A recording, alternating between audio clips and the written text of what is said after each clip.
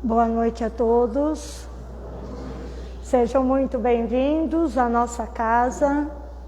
Eu saúdo todos que estão aqui presentes e todos que estão conectados conosco pelas redes sociais.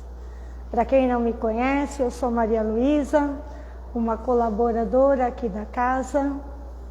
E antes de nós iniciarmos as nossas reflexões, quero convidar a todos para fecharem os seus olhos, serenarem a mente e o coração, para nos conectarmos com toda a espiritualidade amiga que preparou todo este ambiente para nos receber.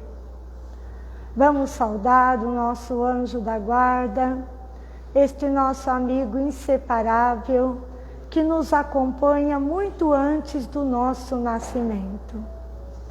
E de mãos dadas com ele, nós vamos chegar diante da nossa mãe, Maria de Nazaré. E a essa querida mãe, nós pedimos colo, crianças espirituais que ainda somos. Pedimos que ela nos cubra com o seu manto de amor, de paz, de luz, de serenidade, e que com ela nós possamos aprender a amar e a perdoar incondicionalmente todos os nossos irmãos. E envolvidos por esse amor de mãe, nós vamos agora chegar diante do seu Filho, o nosso Mestre Jesus.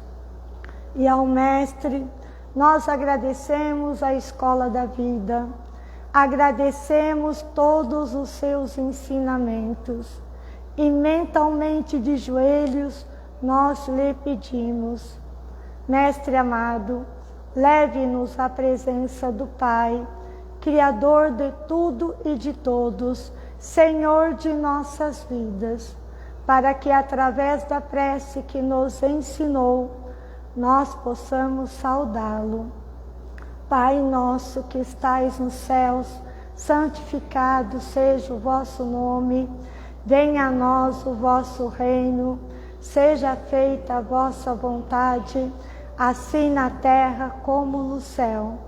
O pão nosso de cada dia que nos dai hoje, perdoai as nossas ofensas, assim como nós perdoamos a quem nos tem ofendido. Não nos deixes cair em tentação e livra-nos de todo o mal. Que assim seja, graças a Deus, graças a Jesus.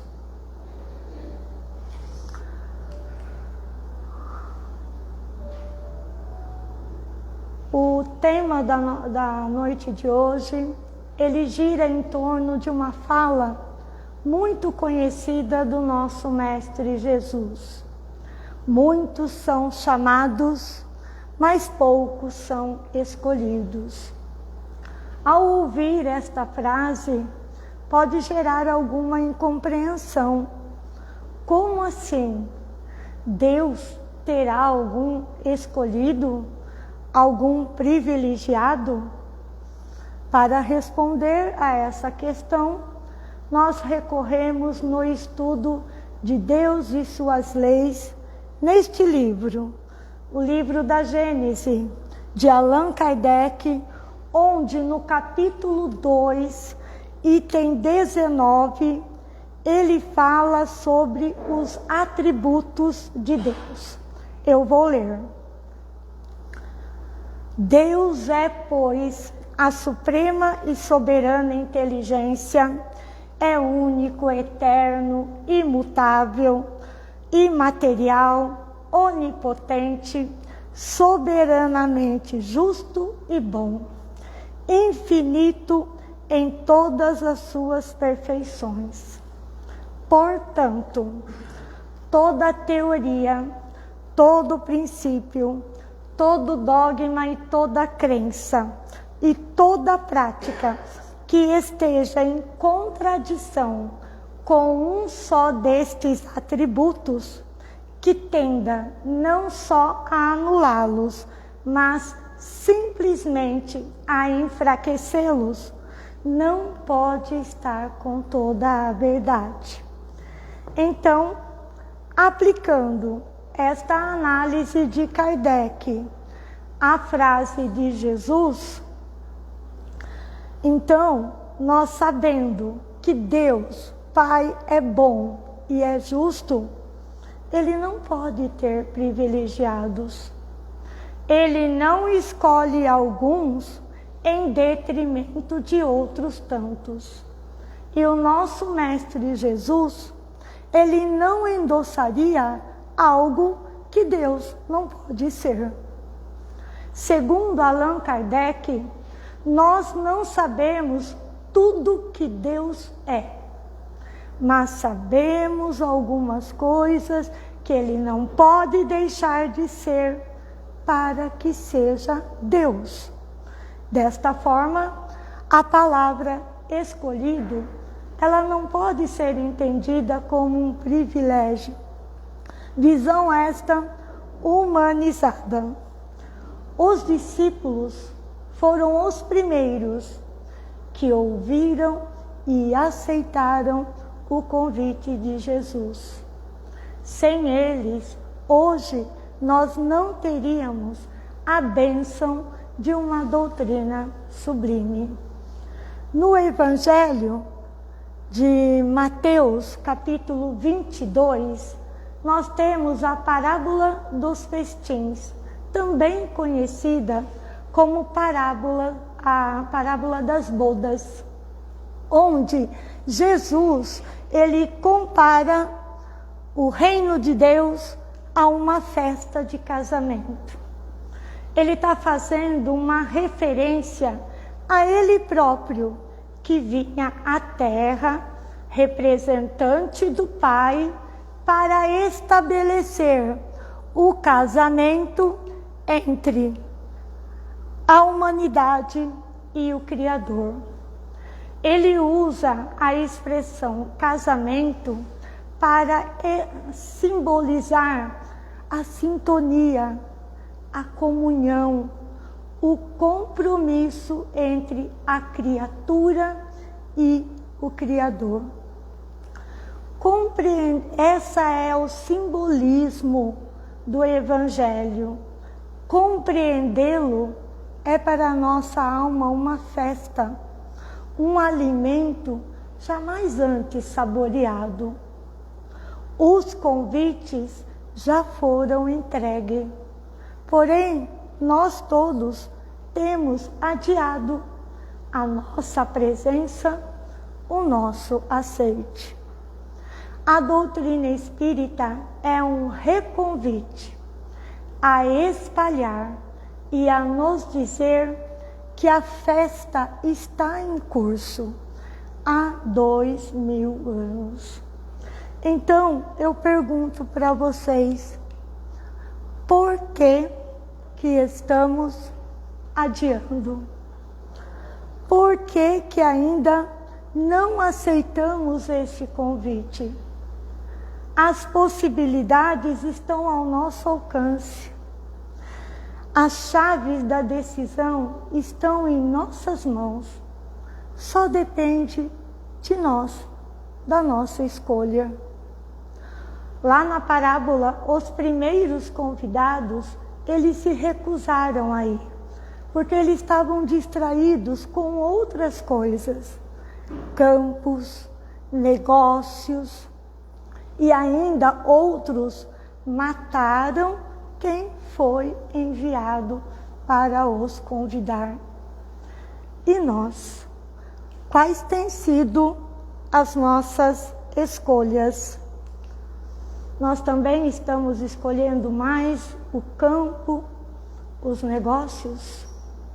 São perguntas só para a gente estar refletindo, tá? O rei, quando ele passeava entre os convidados, ele viu que uma pessoa não estava trajada adequadamente com a túnica. Então ele se aproxima e ele indaga. Como a pessoa se cala? ela é convidada a sair da festa. E qual é a simbologia da túnica? A túnica significa dizer aquela pessoa que se prepara, que ela se dedica ao trabalho amoroso de tecer a sua túnica, de construí-la para que ela possa entrar e permanecer na festa. Na doutrina espírita, a festa é o reino de Deus. E o reino de Deus não é um lugar, mas é um estado de espírito que cada um vai preparando para alcançar a comunhão, a sintonia com o Pai Criador. Mas para alcançar esta sintonia, é preciso construir a túnica, preparar o seu espírito. E como que eu faço isso? Através da reforma íntima, onde eu vou trabalhando os meus defeitos, desenvolvendo os meus valores. E para fazer essa reforma íntima, eu preciso de duas coisas fundamentais. Primeiro, eu preciso querer ser uma pessoa melhor. E para eu ser uma pessoa melhor, eu preciso no dia a dia, no meu esforço diário, ir trabalhando os meus defeitos. E é nesse esforço que está o entendimento de quem são os escolhidos. Não são os privilegiados, são aqueles que escolheram ouvindo o convite de Jesus e assim se habilitaram a permanecer na festa. Desta forma, nós entendemos as palavras de Jesus, onde ele resume toda a justiça divina. A cada um será dado de acordo com as suas obras. Escolhidos serão aqueles que escolheram, apesar das lutas, renúncias e sacrifícios, servir, trabalhar com Jesus, crescer com Ele e expressar a vida abundante pela vida renovada que eles vivem. Paulo, apóstolo, é um grande exemplo para nós, inclusive de reforma íntima. Paulo, ele nasceu Saulo, na cidade de Tarso, filhos de judeus que gozavam privilégios da cidadania romana. Nos primeiros anos de vida, ele frequentou a sinagoga, onde aprendeu aritmética. É isso? É, aritmética. Depois, mais tarde, seguindo a tradição de aprender um ofício, ele aprendeu a tecer pano de barraca. Adolescente, ele se torna discípulo de Gamaliel, no Templo de Salomão, preparando para se tornar rabino. Doutor da lei, ele desencadeia uma séria perseguição aos homens do caminho, aos cristãos, e prende Estevão, irmão da sua amada noiva Abigail, que morre 8 meses depois. Saulo, ele sente uma enorme dor e vergonha pela prisão de Estevão. E quando ele estava a caminho de Damasco, ele é surpreendido por um encontro com quem ele mais perseguia. E a voz lhe diz: Saulo, Saulo, por que tu me persegues? E ao ouvir essa voz, ele cai ao chão, sem saber quem era, e trava um diálogo. E durante esse diálogo, ele descobre ser o mestre em espírito, com quem ele fala. Então, após o diálogo, ele se ergue, sem visão, transformado, e segue a orientação dada e aguarda Ananias, que em nome de Jesus o retira da noite de sombra. Começa então a sua jornada de trabalho e de calvário. De Saulo, cujo nome significava a quem se perde, orgulhoso, ele troca por Paulo, que significa modesto, simples, pequeno. Em seu apostolado, ele funde inúmeros núcleos, igrejas e escreve as epístolas. Ele foi apedrejado, passou por fome e frio, e por amor a Jesus, tudo ele aceitou e afirmou portar no corpo as marcas do Cristo. Paulo foi um instrumento onde, pelas suas mãos, Deus pôde operar maravilhas. Ele foi fazendo um trabalho purificador em si mesmo, trabalhando as suas culpas, renovando os seus sentimentos e pensamentos, mudando e construindo novos hábitos.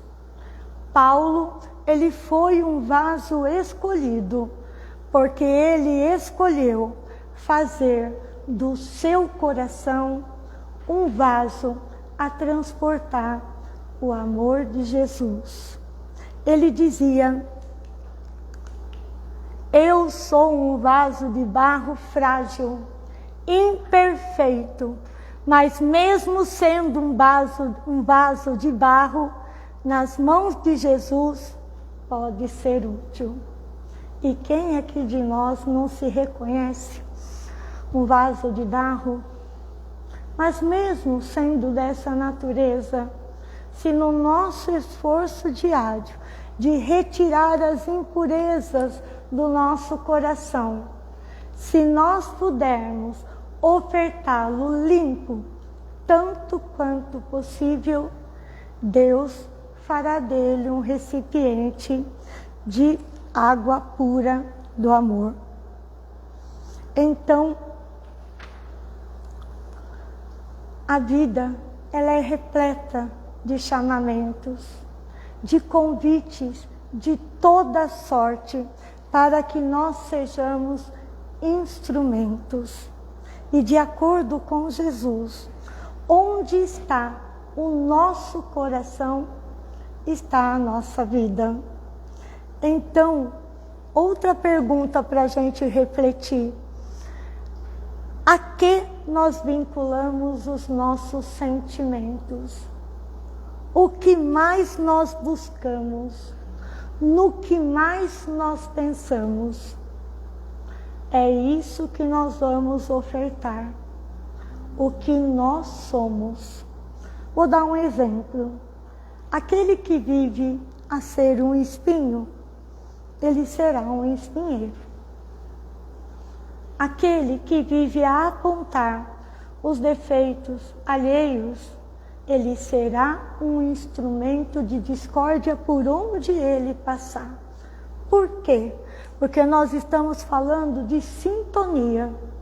Sintonia, que é o canal que se estabelece entre as forças que escolhemos ter em nossa vida.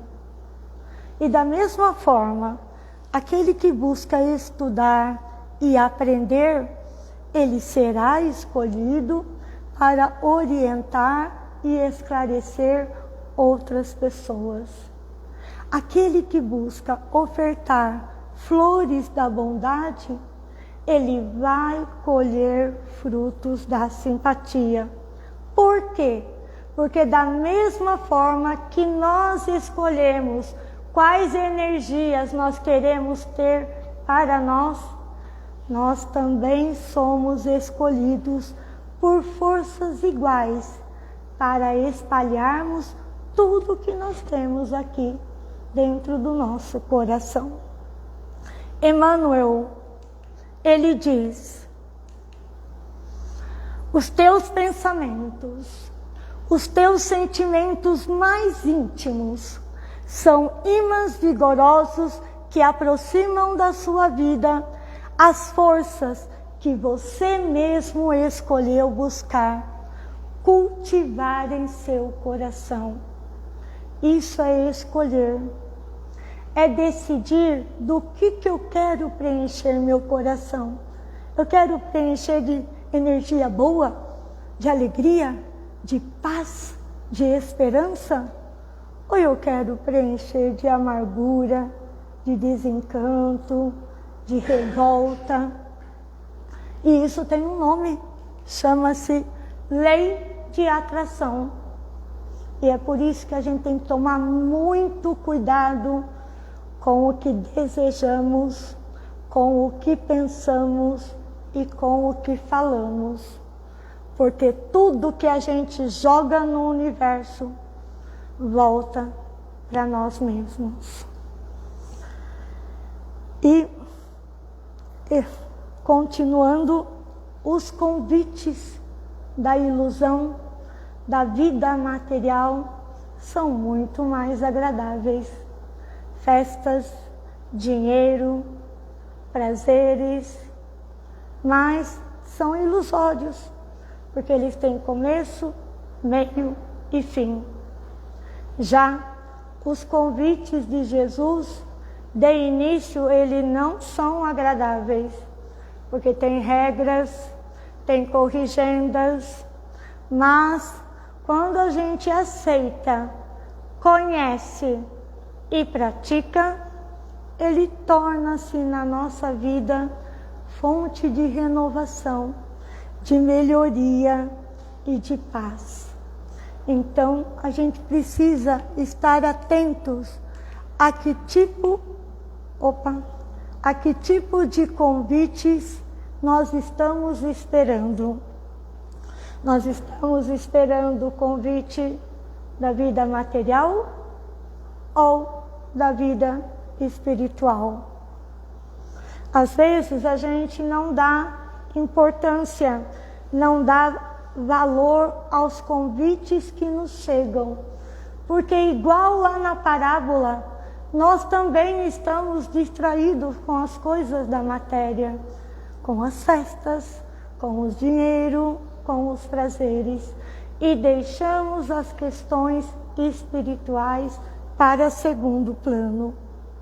Só que os chamados de Jesus, eles são mais sutis e requer da nossa parte muita atenção. E a misericórdia divina é tanta em nossa vida que ele não faz apenas um convite, ele faz muitos. E para a gente ouvir, nós precisamos treinar as nossas percepções. Por quê? Porque esse convite, você não vai receber um envelope, está escrito assim: fulano, você precisa ter mais paciência no trabalho. Ciclano, você precisa ser mais tolerante com a sua família. Não é assim. Os chamados de Jesus são diferentes. É naquela pessoa de coração duro do nosso convívio que ela nos pede paciência, nos pede piedade, nos pede benevolência. É na dor de perder algum ente querido, é na dor de uma doença, e que nos pede a prática, o exercício da fé, da abnegação. É nas calúnias, nas ofensas, que nos pede a prática do perdão, do esquecimento.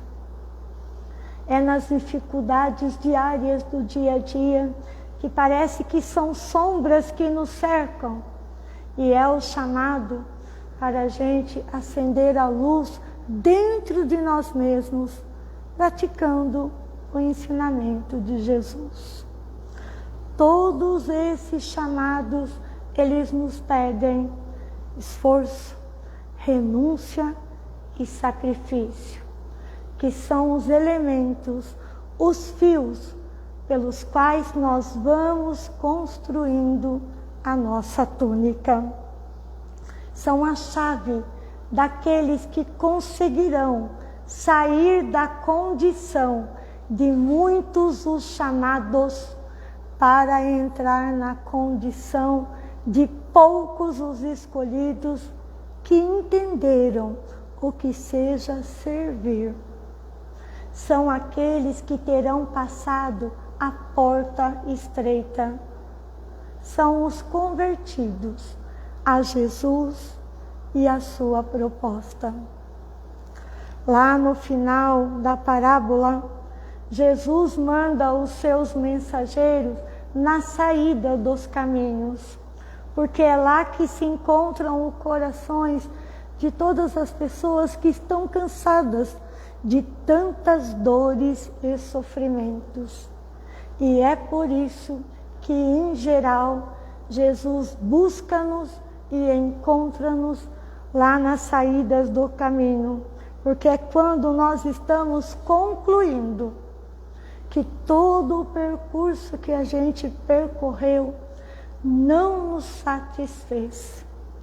E lá está Ele, de braços abertos, a nos ofertar um caminho, uma alegria que não é deste mundo, mas que depende da nossa aceitação, da nossa escolha.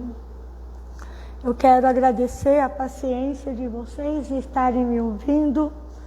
Desejo que essas palavras tenham tocado o coração e ajudem vocês na reflexão.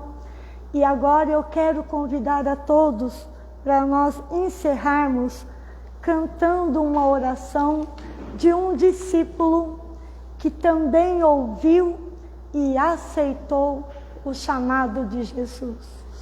Vamos agora cantar a oração de São Francisco de Assis.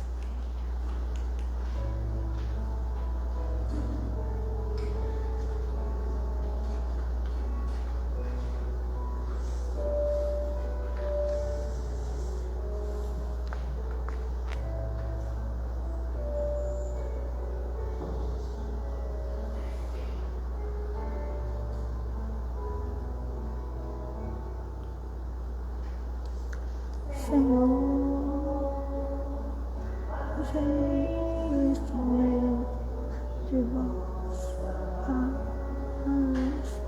Onde houver ódio, que eu leve o amor. Onde houver ofensa, que eu leve o perdão. Onde houver discórdia, que eu leve a união. Onde houver dúvida, que eu leve a fé. Onde houver erro, que eu leve a verdade.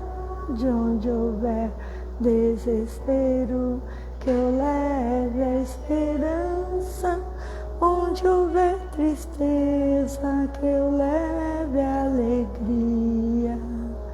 Onde houver trevas, que eu leve a luz. Ó Mestre, fazei que eu procure mais consolar que ser consolado, compreender que ser compreendido, amar que ser amado, pois é dando que se recebe, é perdoando que se é perdoado, e é morrendo que se vive para a vida eterna.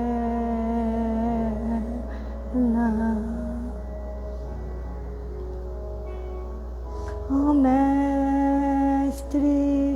fazei que eu procure mais consolar que ser consolado, compreender que ser compreendido, amar que ser amado, pois é dando que se recebe, é perdoando que se é perdoado, e é morrendo que se vive para a vida eterna.